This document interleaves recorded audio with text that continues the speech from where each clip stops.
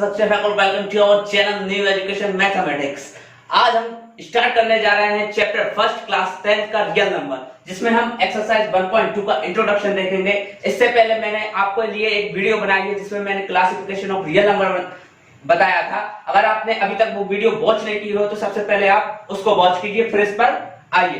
तो इस वीडियो में हम इसके इंट्रोडक्शन में एक्सरसाइज 1.2 के इंट्रोडक्शन में हम क्या देखेंगे, प्राइम नंबर, कंपोजिट नंबर, इनके बारे में हम देखेंगे। अच्छे से इनकी डेफिनेशन बताऊंगा और एग्जांपल के साथ इनको डिफाइन करूंगा। फिर देखेंगे हम प्राइम फैक्टर, उसके बाद एलसीएम। एलसीएम क्या होता है, लीस्ट कॉमन मल्टीपल। फिर इसके बाद एचसीएफ, एचसीएफ मतलब हाईएस्ट कॉमन फैक्टर।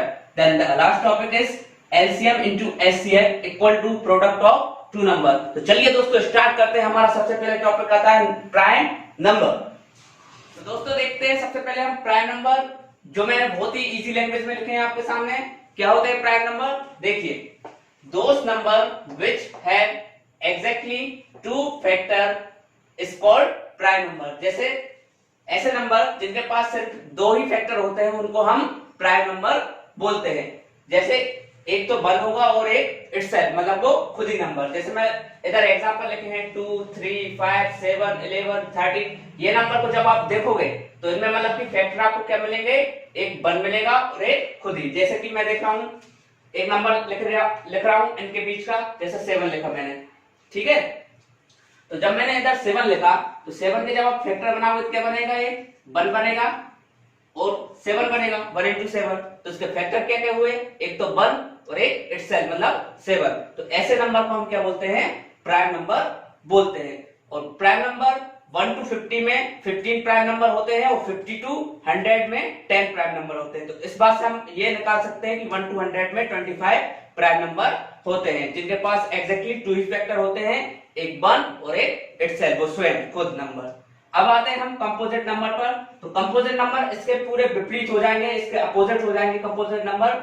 ये नंबर प्राइम नंबर है, अब इनके बीच के जो नंबर नहीं बचे वो क्या होते हैं, कंपोजिट नंबर होते हैं, ठीक है। और एक बात आप ध्यान रखिए, इधर मैंने 1 नहीं लिखा है। क्यों नहीं लिखा है, क्योंकि 1 ना ही प्राइम होता है ना ही कंपोजिट होता है। तो चलिए दोस्तों देखते हैं कंपोजिट नंबर क्या होते हैं। दोस नंबर व्हिच है एटलीस्ट, एटलीस्ट का मतलब होता है कम से कम 3 फैक्टर। एटलीस्ट कितने फैक्टर होने चाहिए, 3 फैक्टर होने चाहिए, उनको हम क्या बोलेंगे, कंपोजिट नंबर बोलेंगे। तो देखिए 4, 6, 8, 9, 12 ये ऐसे एग्जांपल्स मैंने जो लिखे हैं वो क्या होते हैं, कंपोजिट नंबर होते हैं। तो एक एग्जांपल से हम देखते हैं। जैसे इधर एग्जांपल में 15 उठाया, तो जब आप 3 से ज्यादा बन सकते हैं लेकिन 3 से कम नहीं बनेंगे। एटलीस्ट 3 तो होना ही चाहिए कंपोजिट नंबर के लिए। जब मैं 15 के फैक्टर बनाऊंगा तो क्या बनेगा, 1 की 10 में आता है ये, और क्या बन सकता है, ये 3 की 10 में आता है, 5 की 10 में आता है और ये 15 की 10 में आता है। तो इधर पर फैक्टर कितने बन रहे हैं, 1, 2, 3, 4। तो मतलब 4 फैक्टर बन सकते हैं, 3 से ज्यादा बन सकते हैं लेकिन 3 से कम नहीं होने चाहिए, ठीक है। तो आई होप आपको प्राइम नंबर और कंपोजिट नंबर। चलिए दोस्तों देखते हैं, आपके सामने एक क्वेश्चन है, express 140 as a product of prime number.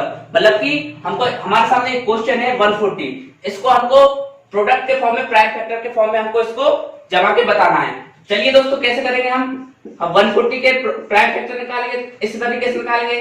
सबसे पहले 2 से करेंगे, कितनी बार में चल जाएगा, 70 बार में।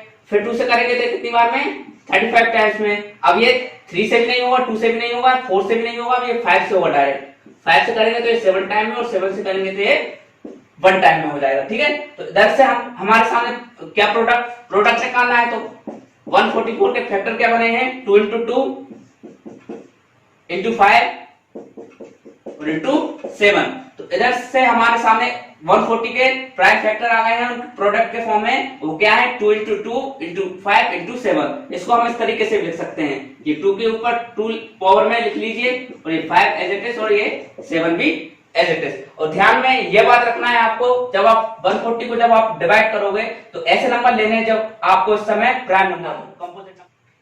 चलिए दोस्तों हम देखते हैं, हमारे सामने टॉपिक आता है एक नया, एलसीएम। एलसीएम का मतलब क्या होता है, इसका जब फुल फॉर्म देखेंगे तो हम least common multiple, least common multiple.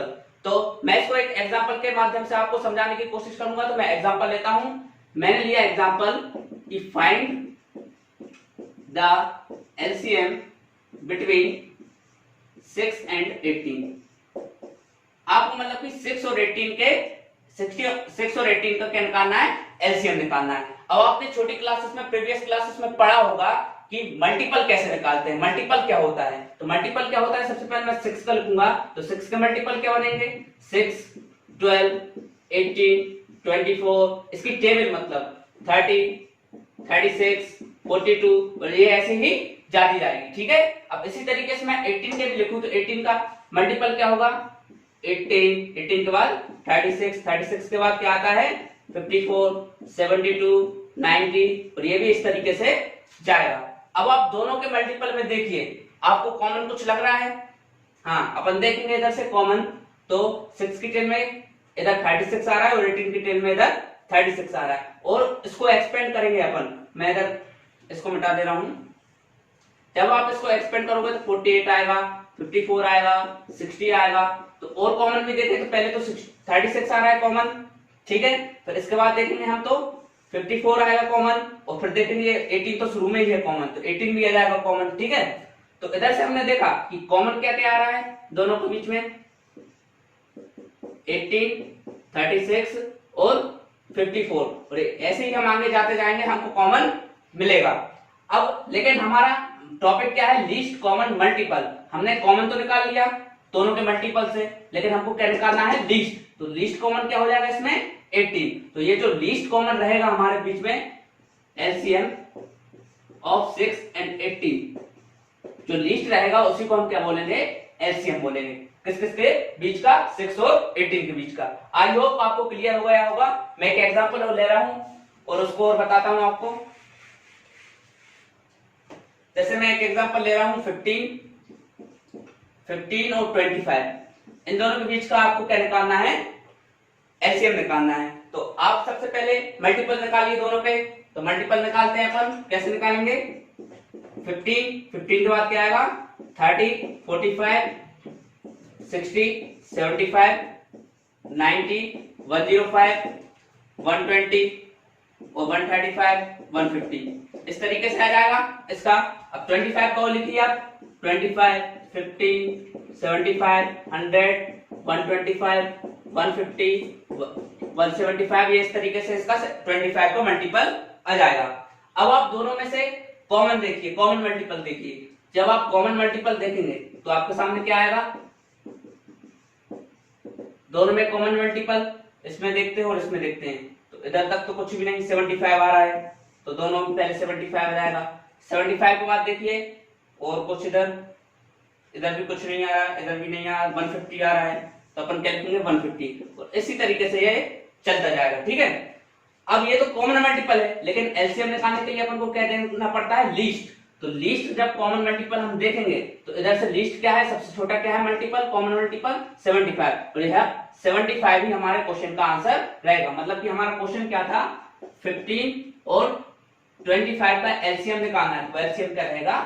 चलिए दोस्तों हम देखते हैं एक और मेथड जिससे हम एलसीएम को फाइंड कर सकते हैं, मतलब second method to find LCM. मैं आपके सामने फिर से एग्जांपल ले रहा हूं। जैसे एग्जांपल मैंने 12 लिया और 24 लिया, और मैंने पूछा आपसे कि 12 और 24 का एलसीएम क्या रहेगा। अभी मैंने इससे पहले मल्टीपल वाली मेथड बताई थी जिसमें आप लीस्ट कॉमन मल्टीपल इजीली निकाल सकते हो। अब मैं एक सेकंड मेथड बता रहा हूं जिससे आप प्राइम फैक्टर की मदद से आराम से इसका निकाल सकते हो। तो अब भी मैंने प्राइम फैक्टर बताया था, 12 का निकालेंगे 2 से करेंगे, ये कितनी बार में जाएगा, 6 बार में। फिर 2 से करेंगे तो कितनी बार में आएगा, 3 बार में। 3 से करेंगे तो कितनी टाइम में जाएगा, 1 बार में। तो इधर पर हम लिखेंगे 12 के फैक्टर, तो क्या जाएगा ये 2 × 2 × 3। इसी तरीके से हम 24 का देखेंगे, तो 24 का हम देखेंगे तो क्या आएगा, ये 2 से करेंगे सबसे पहले तो ये 12 टाइम में, फिर 2 से करेंगे तो 6 टाइम में, 2 से करेंगे तो ये 3 टाइम में, और 3 से करेंगे तो ये 1 टाइम में। तो इधर से हम 24 के भी लिख सकते हैं मल्टीपल प्राइम फैक्टर 2 × 2 × 2 × 3। अब आपको मतलब कि ये दोनों में से देखना है कि, तो देखिए आपको निकालना है 12 पे जब मैंने फैक्टर प्राइम फैक्टर लिखे तो 2 × 2 × 3, और जब 24 के प्राइम फैक्टर लिखे तो 2 × 2 × 2 × 3। तो इधर से हम इसको क्या लिख सकते हैं, 12 को 2 की पावर 2 × 3, और 24 को क्या लिख सकते हैं 2 की पावर 3 × 3। तो आपको जब भी आप एलसीएम निकालें तो आपको याद ये रखना है, सबसे पहले आप देखिए कि 2 की पावर सबसे ज्यादा किसमें है, तो 24 में 2 की पावर कितनी है 3। आपको क्या निकालना है एलसीएम ऑफ 12 एंड 24। तो जो सबसे ज्यादा पावर रहेगी वो उसको लिखना है, तो 2 की पावर 3 है उसको लिखना है। फिर आप 3 में देखिए, 3 में तो इधर भी पावर 1 है और इधर भी पावर 1 है, तो 3 को एज इट इज लिखना है। ठीक है, जब आप सॉल्व करोगे तो 2 की पावर 3 कितना हो जाएगा 8 और 3 की पावर 1 क्या हो जाएगा 3 और 8 3 कितना आ जाएगा 24। तो 12 और 24 का एलसीएम कितना। एक और मेथड जिससे हम एलसीएम निकाल सकते हैं, ये रहेगी थर्ड मेथड। तो देखिए इसी एग्जांपल को बता रहा हूं मैं, 12 और 24। तो आपको आपने ये तो पढ़ी होगी छोटी क्लासेस में। तो इसमें क्या करना है, आप 2 से डिवाइड कीजिए, ये कितने टाइम में चल जाएगा 6 और ये कितने टाइम में 12। फिर 2 से कीजिए 3, ये 6। अब ये 3 और 6 दोनों अभी 2 से हो जाएगा क्योंकि 3 तो होगा नहीं, लेकिन 6 हो जाएगा। तो 2 से कीजिए, ये कितनी बार चल जाएगा, ये 3 तो एज इट इज, 6 आ जाएगा 3 टाइम में। अब 3 से करेंगे तो 1 और 1। तो इधर से जो फैक्टर आएंगे उनको हमको लिखना है, वही हमारा क्या रहेगा एलसीएम रहेगा। तो 2 इंटू 2 इंटू 2 इंटू 3। तो इधर से जब आप मल्टीप्लाई करोगे 2 2 जा 4 और 2 3 जा 6, ये आ जाएगा, और 4 6 जा कितना हो जाएगा 24। तो इस तरीके से भी एलसीएम कितना आ रहा है 24, और वैसे भी करेंगे तो जब भी एलसीएम कितना आएगा। चलिए दोस्तों देखते हैं, हमारे पास नेक्स्ट टॉपिक आता है, वो क्या है एचसीएफ। अब एचसीएफ क्या होता है, सबसे पहले मैं इसको भी एग्जांपल के ही थ्रू समझाऊंगा। तो मैंने एग्जांपल ले रहा हूं कि 15 और 20 के बीच का एचसीएफ क्या होगा, इनके दो नंबर के बीच का एचसीएफ क्या होगा वो फाइंड करना है। तो सबसे पहले आपको कुछ नहीं करना, 15 और 20 के फैक्टर बनाइए।